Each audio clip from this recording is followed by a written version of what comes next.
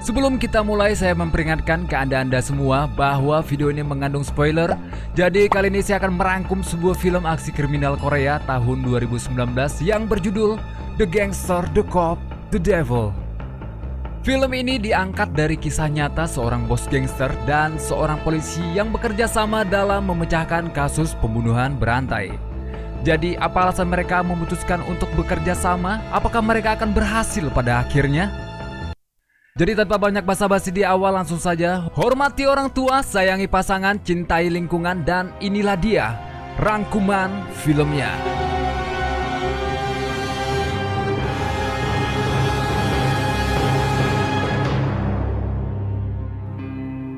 Film pun dimulai dengan memperlihatkan suasana kota yang indah saat malam hari. Namun di balik keindahan tersebut, Anda akan diminta untuk tetap waspada terhadap sikap ramah dan santun dari seseorang yang baru pertama kali Anda lihat. Di mana pada scene ini kita akan menyaksikan sebuah aksi pembunuhan berantai yang dilakukan oleh seorang pemuda psikopat yang tampaknya biasa-biasa saja. Namun Anda jangan salah, saat korban mulai lengah, disitulah pemuda ini mulai melancarkan aksinya secara spontan dan membunuh sang korban tanpa adanya alasan ataupun tujuan tertentu. Si iblis ini pun membunuh sang korban dengan cara menikamnya menggunakan pisau hingga meninggalkan luka tusukan di sekujur tubuh sang korban. Lalu setelah aksi sadis dan brutal yang terjadi, pemuda itu lantas pergi meninggalkan jasad korbannya begitu saja. Pemuda ini dijuluki The Devil ataupun Sang Iblis. Keesokan harinya tersebarlah berita dari berbagai media tentang kematian pria yang terbunuh semalam, di mana seorang detektif dari kepolisian ditugaskan untuk menyelidiki kasus pembunuhan tersebut. Detektif ini bernama Jung Tae-suk. Agar lebih sopan dan lebih ramah lingkungan, kita sebut saja polisi ini Jung. Tidak pakai Tae dan Suk. Namun, kasus pembunuhan seperti ini bukan yang kali pertamanya terjadi, di mana saat pelaku selesai melancarkan aksinya, dia sama sekali tak meninggalkan sidik jari ataupun satu helai rambut dari kepalanya, yang dapat membuat dirinya teridentifikasi oleh pihak berwajib, sehingga membuat sang detektif tampak kesulitan untuk mengungkap kasus pembunuhan tersebut. Di tengah-tengah kegusaran yang terjadi, tanpa disengaja detektif Jung melihat beberapa anggota gangster berada tepat di depan tempat perjudian milik seorang bos gangster yang paling ditakuti dan dihormati. Entah apa yang membawa detektif Jung berniat untuk mendatangi tempat tersebut, dan ketika dia masuk, dia pun dicegat dan diberi uang suap perangsang hasrat. Namun bukannya terangsang, Jung seketika emosi dan memaksa untuk masuk ke dalam.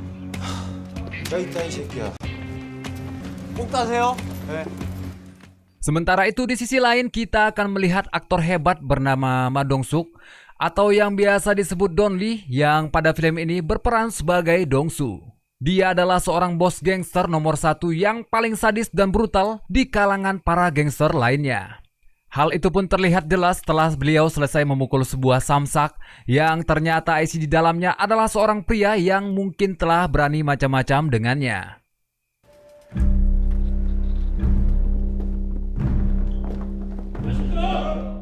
Tak lama kemudian, Dong-su pun menerima informasi bahwa salah satu dari anak buahnya ditangkap oleh detektif Jung, di mana Dong-su yang merasa tak ingin bisnis gelapnya dicampuri oleh petugas kepolisian. Lantas beliau pun menelpon atasan detektif Jung yang telah disuapnya agar dapat menyelesaikan masalah tersebut. Setelah selesai mendengar keluh kesah dari sang bos gangster, atasan detektif Jung pun mencoba untuk memberikan teguran halus kepada Jung dan memerintahkan detektif Jung untuk segera menuju TKP pembunuhan semalam. Setibanya di TKP, detektif Jung mencari beberapa bukti serta petunjuk hingga akhirnya Jung menemukan bekas goresan di bagian belakang mobil milik sang korban, yang mana detektif Jung berasumsi bahwa mobil milik sang korban sengaja ditabrak dari belakang oleh pelaku pembunuhan tersebut.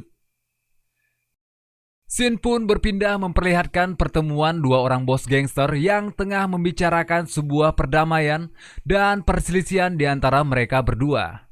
Namun di balik itu semua, rivalnya yang bernama Sang-du lantas mengutarakan niatnya untuk meminta sedikit wilayah kekuasaan yang dimiliki Dong-su guna memperluas bisnis gelapnya itu sendiri. Merasa sang rival dikasih hati malah minta jantung, Dongsu pun menjadi sedikit kesal bercampur emosi. Disusul dengan ajudan Dongsu yang tiba-tiba memotong pembicaraan Sangdu, yang mana itu membuat suasana malah semakin memanas sehingga menimbulkan ketegangan di antara para ajudan.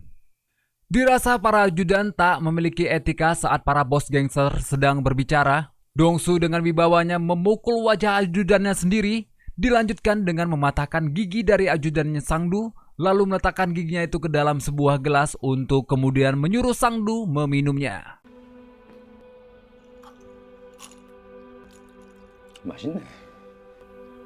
Selepas pertemuan tersebut, Dongsu pun berniat untuk pulang sendirian dan meminta kepada sang ajudan untuk pulang dengan para anak buah lainnya.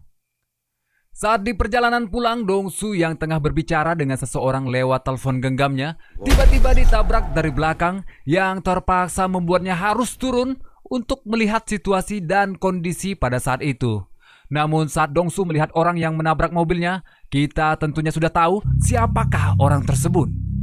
Ya, dia adalah sang iblis pembunuh yang sedang mencari mangsa. Tak peduli siapakah orangnya dan bagaimanakah latar belakangnya, dia akan menghabisi siapa saja dengan cara yang tak disangka-sangka.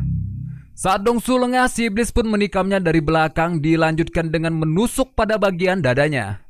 Tapi sial bagi si iblis, dia justru gagal untuk membunuh Dongsu, di mana Dongsu yang menerima banyak tusukan mencoba untuk memberikan perlawanan kepada si iblis, yang mana itu membuat si iblis ini mendapatkan tusukan di bagian dada kirinya.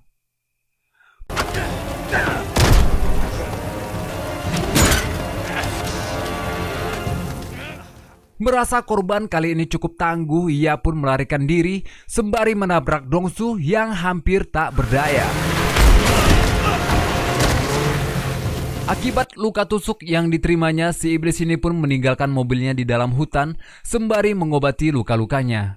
Merasa tak cukup puas dengan aksinya barusan, si iblis ini pun mendatangi tempat penangkaran anjing yang tak jauh dari tempat dia meninggalkan mobilnya.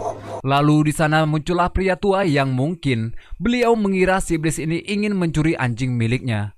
Namun Anda pasti sudah bisa menebak apa yang akan terjadi kepada pria tua ini selanjutnya.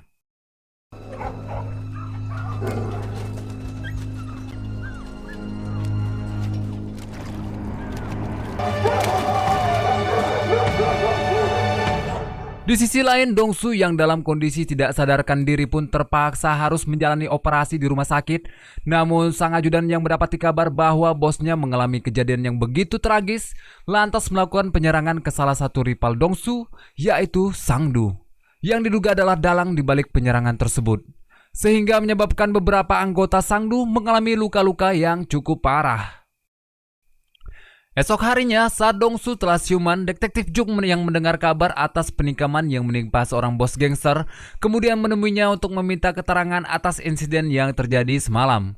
Tetapi Dongsu enggan untuk berkomentar karena dari lubuk hati Dongsu yang paling dalam, ia berniat untuk mencari pelaku itu sendiri, guna membersihkan nama baik dan reputasinya sebagai seorang bos gangster. Hal itu pun akhirnya menjadi persaingan antara bos gangster dan polisi, di mana mereka berdua akan bersaing untuk lebih dulu menemukan pelaku pembunuhan tersebut. Cerita pun dilanjutkan dengan kedatangan rivalnya yaitu Sangdu, di mana beliau meminta pertanggungjawaban atas penyerangan yang dilakukan oleh anak buah Dongsu. Setelah Dongsu bersedia untuk mempertanggungjawabkan semuanya, Sangdu pun pergi sambil mengejek Dongsu.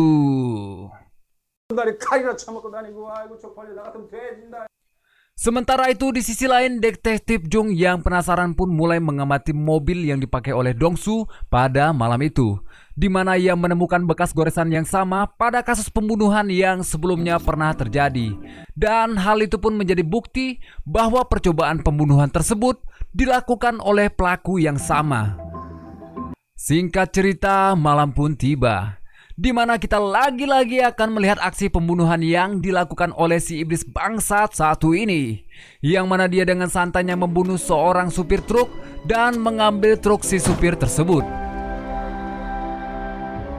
Lalu di dalam perjalanan muncullah salah satu dari teman si supir yang mungkin baru saja selesai bermimpi, di mana si iblis laknat ini tampak tertawa dengan penuh rasa bahagia dan langsung menghabisi pria tersebut hingga tewas. Namun aksi kali ini justru membuat pisau yang biasa digunakan untuk membunuh korban terlempar dan tergeletak di pinggir jalan, di mana akhirnya pisau beserta kendaraan yang digunakan oleh si iblis pun telah ditemukan oleh anak buah Dongsu yang tak jauh dari beberapa tempat kejadian pembunuhan tempo hari. Ditambah Dongsu saat ini telah mendapatkan sketsa wajah pelaku penikaman tersebut. Namun Dongsu yang merasa kurangnya tenaga ahli forensik untuk memeriksa barang-barang bukti tersebut terpaksa harus bekerja sama dengan seorang polisi yang tak lain dan tak bukan adalah Detektif Jung. Saat mereka berdua bertemu dan sepakat untuk menjalin kerjasama, Dongsu pun lantas menunjukkan barang bukti kendaraan yang digunakan oleh si pelaku beserta sketsa wajahnya. Namun tidak dengan pisau yang dia temukan karena Dongsu punya rencana lain untuk barang bukti tersebut. Tetapi gangster tetaplah gangster, polisi tetaplah polisi, di mana Dongsu tidak serta-merta percaya begitu saja terhadap polisi, yang kemudian Dongsu sengaja merekam pertemuan dan kesepakatan mereka berdua guna mendapatkan kepercayaan yang tinggi terhadap seorang polisi.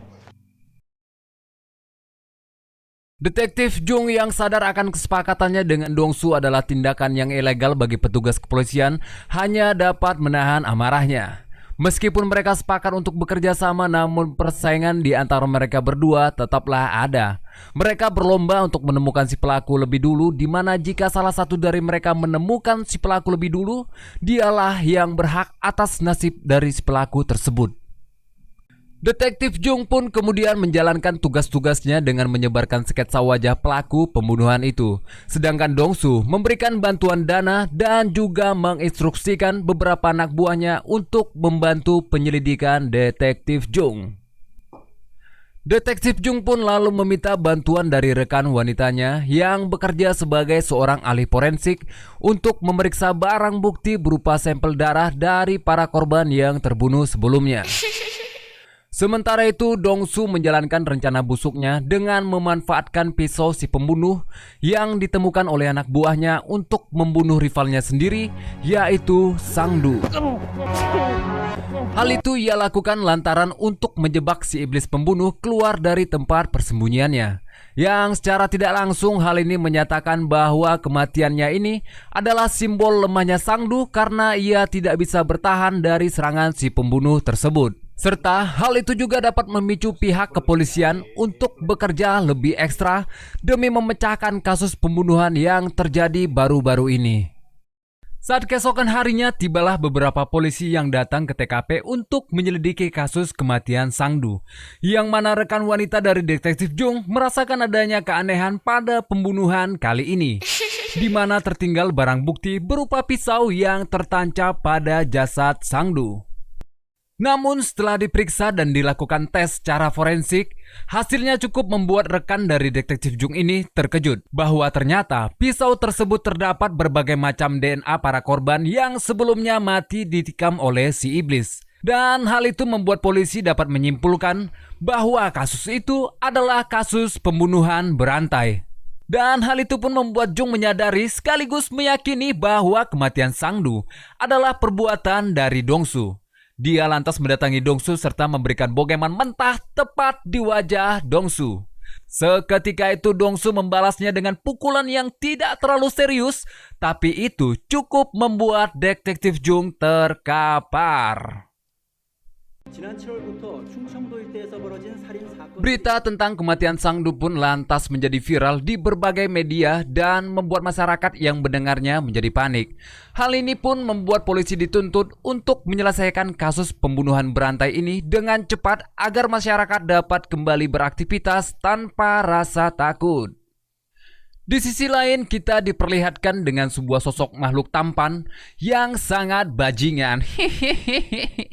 Dia sedang melihat berita viral pembunuhan berantai yang menewaskan bos gangster dan temuan barang bukti yang digunakan oleh si pelaku. Si iblis yang merasa pisau miliknya digunakan oleh orang lain merasa tidak terima dan langsung pergi meninggalkan ruangan tersebut. Ia terlihat mendatangi upacara kematian Sangdu yang tanpa disengaja dia juga melihat Dongsu dan para anak buahnya yang datang ke upacara kematian tersebut. Sadar bahwa Dongsu lah pelaku di balik kematian Sangdu, si iblis ini pun kemudian menghampiri ajudan dari mendiang Sangdu dan memberikannya selembar kertas yang isinya bertuliskan, "Seseorang telah menggunakan pisauku untuk membunuh Sangdu," sambil mengisyaratkan bahwa Dongsu lah pelakunya. Mengetahui rahasia tersebut, si ajudan pun berencana mengajak seluruh anak buahnya untuk membunuh Dongsu. Tak lama kemudian Dongsu yang pada saat itu sedang bersama detektif Jung untuk memeriksa kendaraan milik si iblis tiba-tiba saja diserang oleh puluhan anak buah dari mendiang Sangdu, yang mana akhirnya perkelahian tak seimbang alias berat sebelah pun tak terelakkan lagi.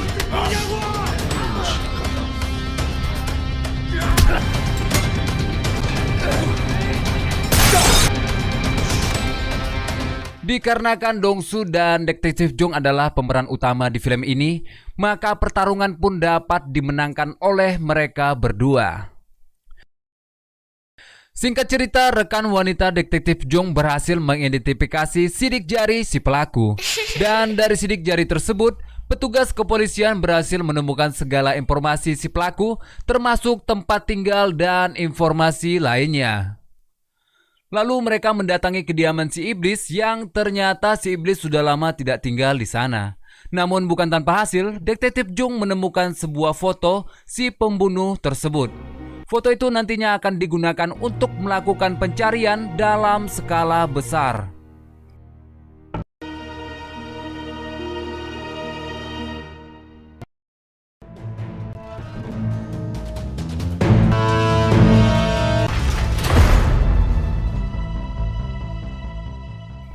Setelah selesai menyusun rencana, anggota polisi dan anggota Dongsu akhirnya melakukan penelusuran ke berbagai tempat. Hingga tidak ada satu tempat pun yang terlewatkan oleh mereka, termasuk lubang semut sekalipun. Meskipun mereka sudah mencari sampai ke lubang semut, akan tetapi si iblis masih belum dapat ditemukan. Keesokan harinya saat Dongsu sedang menunggu detektif Jung di tempat pemberhentian bus, di mana pada saat itu sedang turun hujan dan ia juga kebetulan bertemu seorang siswi yang sedang menunggu bus tiba. Karena merasa kasihan dengan siswi yang kehujanan tersebut, Dongsu pun memberikan payungnya kepada gadis tersebut. Saat siswi ini naik ke dalam sebuah bus, bagian dari Anda tentunya pasti sudah dapat menduga bahwa sosok tampan yang selama ini dicari-cari berada di dalam bus tersebut. Tidak lama setelah itu, saat Dongsu dan detektif Jung sedang makan bersama para anak buahnya, tersiar berita dari stasiun televisi yang melaporkan bahwa seorang gadis remaja telah dibunuh saat di perjalanan pulang dari sekolahnya. Namun Dongsu dibuat terkejut ketika melihat payung yang ia berikan kepada gadis yang tadi sedang menunggu bus berada di TKP. Hal itu membuat Dongsu yakin bahwa gadis tersebut telah dibunuh oleh si iblis, orang yang selama ini mereka cari. Mereka pun lalu bergegas untuk mengikuti jalur bus tersebut. Singkat cerita, akhirnya mereka berhasil menemukan tempat persembunyian si iblis. Namun saat mereka tiba di sana, ternyata si iblis baru saja pergi. Sehingga mereka pun akhirnya memutuskan untuk menunggu si iblis kembali dan melakukan penyergapan.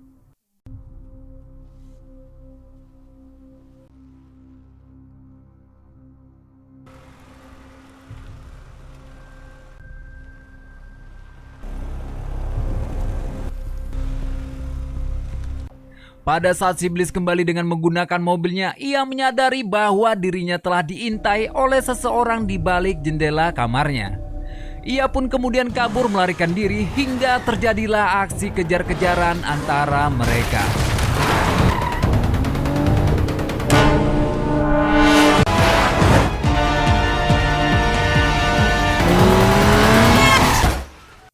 Saat tiba di persimpangan jalan, Dongsu berhasil menabrakkan mobilnya ke mobil si iblis. Tapi si iblis ini masih sempat-sempatnya melarikan diri dan membunuh salah satu anak buah Dongsu.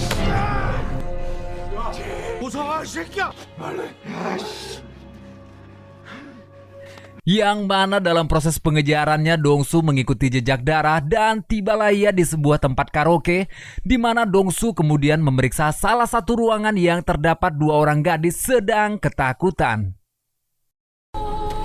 Saat Dongsu masuk, si gadis pun memberikan kode bahwa si iblis berada di dalam toilet. Dan dari dalam toilet si iblis pun bersiap-siap menyambut kedatangan Dongsu dari balik pintu. Namun saat Dongsu mendobrak pintu tersebut, si iblis pun malah tertimpa oleh pintu yang membuatnya tak dapat bergerak. Hingga akhirnya Dongsu melancarkan pukulan tepat ke arah muka si iblis yang masih tertimpa pintu. Saat sudah bonyok alias babak belur, Dongsu pun membawa si iblis ke sebuah tempat untuk kemudian menyiksanya. Namun saat beliau akan memenggal kepalanya, muncullah si detektif Jung yang langsung menabrakkan mobilnya tepat ke arah Dongsu. Dan hal itu membuat Dongsu jatuh terkapar. Si iblis pun dibawa ke kantor polisi untuk kemudian menjalankan proses persidangan dengan tuduhan melakukan pembunuhan berantai. Namun dikarenakan tidak adanya bukti langsung ditambah si iblis terus-menerus menghindari tuduhan tersebut, Pak Hakim pun merasa si iblis tidak bersalah.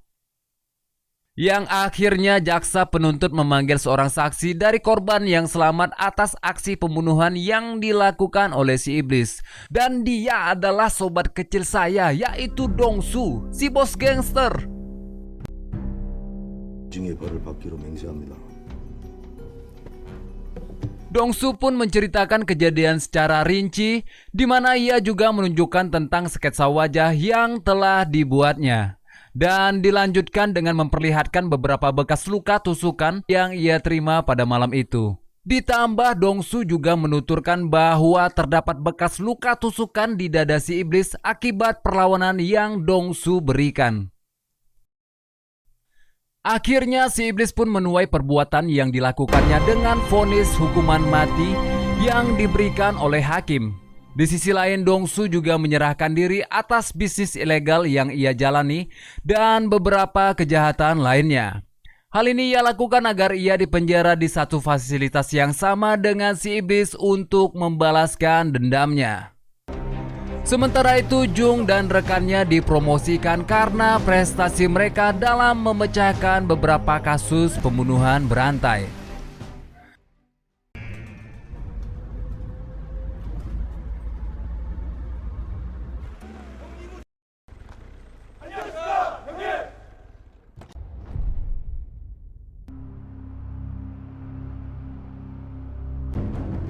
Saat Dongsu tiba di depan penjara, terlihat ekspresi wajah Dongsu tersenyum lebar yang membuat saya berpikir mungkinkah Dongsu adalah psikopat yang sebenarnya.